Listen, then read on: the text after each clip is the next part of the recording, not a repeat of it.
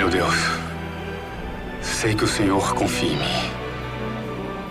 Me ensine a confiar em mim mesmo também. Porque eu não consigo acreditar que tenho condições de ocupar o lugar de Moisés.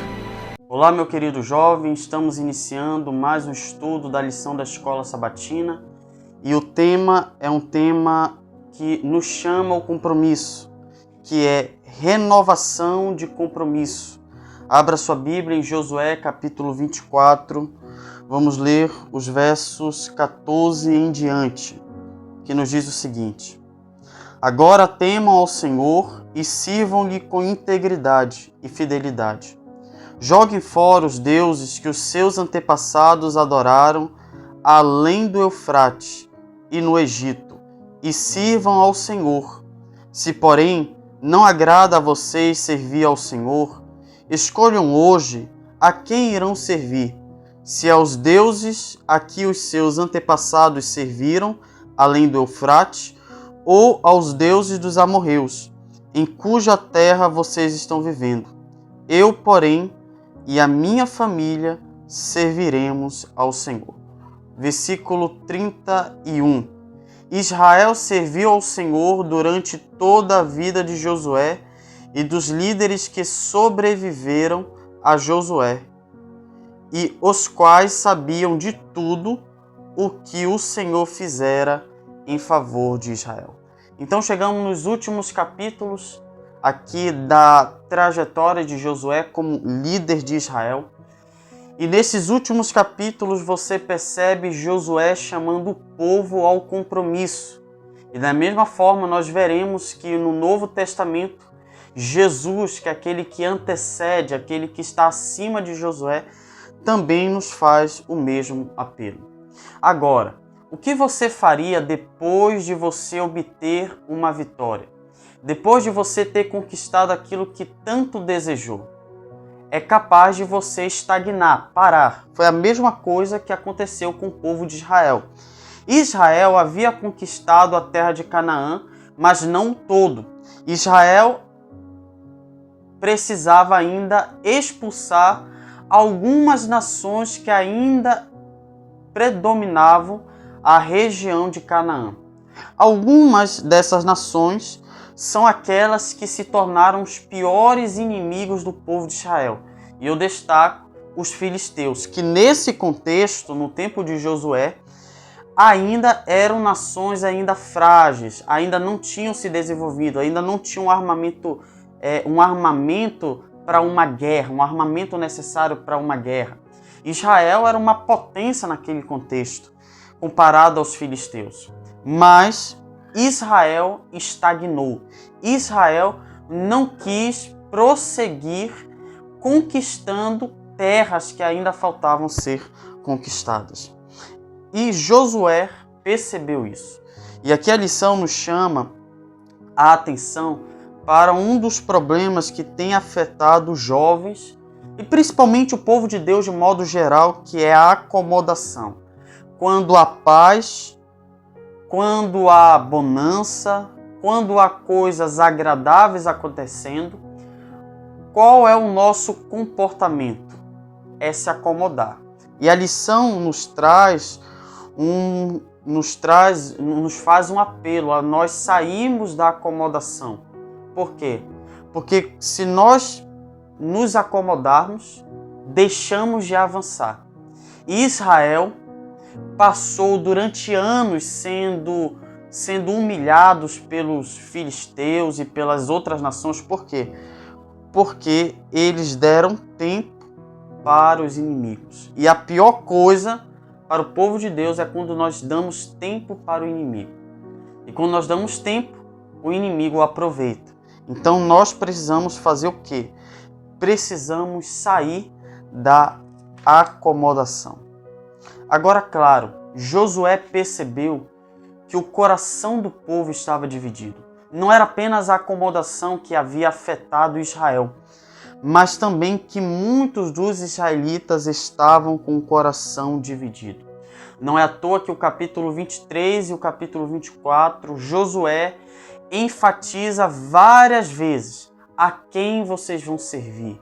Sirvam ao Senhor, temam ao Senhor, obedeçam aos mandamentos do Senhor, vivam conforme está escrito na lei, nos escritos que Moisés nos deixou, vivam conforme a palavra. Por quê? Porque Josué, ele fez uma recapitulação daquilo que Israel havia passado no deserto.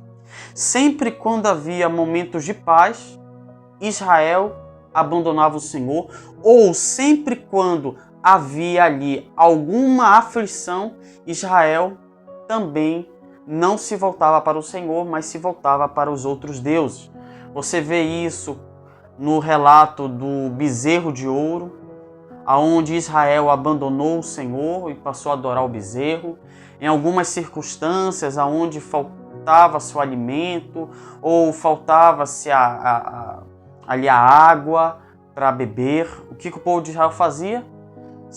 Se revoltava contra o Senhor e passava a adorar deuses que não estavam de acordo com a palavra de Deus, cometiam um pecado de idolatria. E é por isso que Josué ele utiliza palavras duras, mas para enfatizar que Israel precisava tomar uma decisão. Eles precisavam sair de cima do muro e tomar uma decisão de estarem do lado de Jesus. E aí Josué ele chama a atenção do povo de volta para o passado e para o presente. No capítulo 23 e no capítulo 24, você percebe Josué retomando a história do povo de Israel. Começando por onde? Começando por Terá, que era pai de Abraão e pai de Naor. Ou seja, Terá, que era descendente de Noé, mas que não viveu de acordo com os ensinamentos do seu antepassado Noé, mas adorou outros deuses. E também alguns descendentes de Abraão passaram a adorar outros deuses.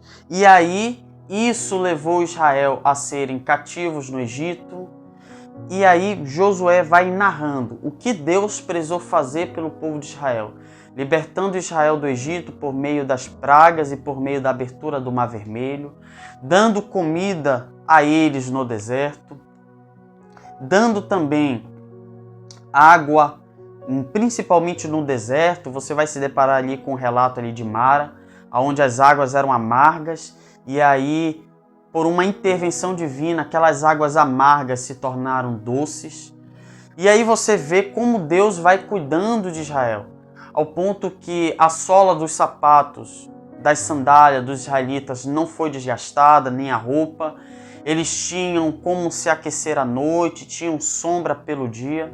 Então Josué ele vai lembrando o povo o que Deus havia feito por eles. E que a decisão deles deveria ser naquilo que Deus é e naquilo que Deus havia feito por eles. Então Josué chama o povo a tomar uma decisão. E ele enfatiza muitas vezes a quem vocês vão servir. Decidam hoje se vocês vão temer a Deus ou aos deuses dessa terra. Por quê? Porque apenas uma confirmação, e você percebe na leitura do texto, Israel enfatizando: nós iremos servir ao Senhor, nós iremos servir ao Senhor, nós iremos servir ao Senhor por 4 vezes. Por quê? Porque Josué sabia que uma confirmação, que uma decisão não parte apenas de palavras vazias, mas de ação. E aí a lição, trazendo para os nossos dias, ela vai fazer uma ponte para a igreja de Laodiceia. E eu quero ler o comentário que ela faz acerca dessa igreja. A igreja de Laodiceia é o símbolo do povo de Deus nos últimos dias. Enfrenta um dilema parecido. Acredita que está tudo certo, quando na verdade está espiritualmente fraca. Apesar das aparências, Jesus revela a realidade. Você não sabe que é infeliz, sim, miserável, pobre, cego e nu. A mensagem à Laodiceia é um apelo à verdadeira conversão. A pobreza espiritual é fácil de ignorar, principalmente porque muitas vezes nem percebemos que ela está presente em nossa vida. Foi por isso que Judas enviou a mensagem à Laodiceia. Foi por isso que Jesus, melhor dizendo, enviou essa mensagem a Laodiceia e, por extensão, a nós, sua igreja dos últimos dias. Recebamos essa mensagem com o coração aberto, escolhendo Jesus hoje. Ou seja, Jesus faz um apelo a Laodiceia. Por quê? Porque o mesmo erro dos israelitas, a acomodação espiritual, estava acontecendo com o Israel espiritual. Os israelitas se acomodaram, por isso se tornaram reféns dos seus inimigos mais para frente. E a igreja de hoje? E os jovens de hoje? E você? Será que você vai dar tempo para o inimigo te derrotar, te humilhar, jogar você por terra, na lama? É por isso que Cristo nos faz um apelo, para que venhamos escolhê-lo hoje e não deixarmos para o amanhã. E o mesmo apelo que soou nos ouvidos dos israelitas. E que apelo foi esse? Agora temam ao Senhor e sirvam-lhe com integridade e fidelidade. Joguem fora os deuses que os seus antepassados adoraram além do Eufrates e no Egito, e sirvam ao Senhor. Se, porém, não agrada a vocês servir ao Senhor, escolham hoje a quem irão servir, se aos deuses a que os seus antepassados serviram além do Eufrates, ou aos deuses dos amorreus, em cuja terra vocês estão vivendo. Eu, porém, e a minha família serviremos ao Senhor. Então, o mesmo apelo que soou nos ouvidos dos israelitas, soa em nossos ouvidos por meio de Jesus. Jesus chega para Pedro e diz: Pedro, tu me amas? Pedro, tu me amas?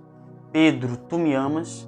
E o Cristo, aquele que é maior que Josué, ele vai no íntimo do coração do ser humano. Enquanto Josué disse: escolham hoje a quem se vai, se aos deuses ou ao Senhor, Jesus ele resumiu tudo isso em uma pergunta: você me ama? Porque se você ama a Deus, você irá desprezar o mundo e os deuses do mundo. Se você ama a Deus, você estará disposto a morrer pela causa de Deus e a servi-lo de todo o coração. Então Deus faz um apelo a você. E este apelo é por meio de uma pergunta. Você, meu querido que me ouve nesta manhã, meu filho amado, você me ama?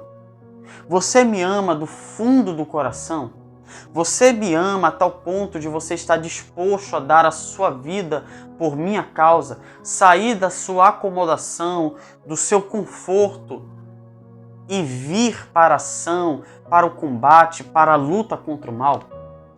Só você pode dar essa resposta. Eu irei dar a minha resposta. E isso se dá não apenas por palavras, mas por atos. É por isso que Josué ele vai reafirmar o apelo. Josué reafirma: escolham a quem vocês vão servir, escolha a quem vocês vão servir. Porque não bastava apenas palavras, mas ação. E Jesus não queria apenas ouvir as palavras de Pedro, ele queria uma ação de Pedro. Não é à toa que no decorrer do capítulo 22, se não me falha a memória, ou capítulo 21, do Evangelho de João, Jesus diz o seguinte para Pedro: meu filho, quando você eras moço, você fazia o que querias. Quando, porém, fores velho, erguerão suas mãos e te levarão para um lugar onde você não queres ir. Contudo, glorifica o meu nome. E aí João diz: aquilo estava sendo registrado para que, mesmo em meio à morte, Pedro glorificasse o nome de Deus. Então, em que contexto Pedro iria confirmar que ele amava Jesus? Não apenas naquele momento que ele disse: Senhor, tu sabes de todas as coisas, tu sabes que eu te amo. Mas quando ele fosse confrontado em abandonar a verdade, ele dissesse: por favor, crucifica-me de cabeça para baixo, porque eu não sou digno de morrer como meu mestre. Isto é amor. Não é por palavras, mas é por atos. E Deus espera isso de você, meu jovem, meu irmão, e você que assiste este vídeo. Não sei como você tem levado a sua vida espiritual, não sei se você crê em Jesus, não sei se você vive uma vida ímpia ou você vive na acomodação, tanto faz como tanto fez. Eu vou para a igreja, mas ainda amo as coisas do mundo. Deus chama você a sair da acomodação, ir para o campo de batalha e estar disposto, se possível, morrer pela causa do Mestre. Vamos orar? Senhor Deus e Pai, que possamos dizer como Josué: eu e minha casa serviremos ao Senhor. E que assim como Pedro esteve disposto a ser crucificado de cabeça para baixo por amor ao teu Filho e à verdade que há na tua palavra, que possamos, Senhor, ter este mesmo espírito, estarmos dispostos a morrer, se possível, pela causa. Esteja com este jovem, esteja com este meu amigo que ainda falta tomar uma decisão. Que o teu Espírito, ó Pai, possa estar com ele e que teu Espírito possa convencê-lo de todo o pecado e de toda a injustiça. Tudo isso eu te peço e te agradeço, em nome de Jesus. Amém. Que Deus te abençoe, meu jovem. Eu te espero no próximo estudo da lição da Escola Sabatina, que vem com um tema geral: Sucessor, lições de fé e liderança no livro de Josué.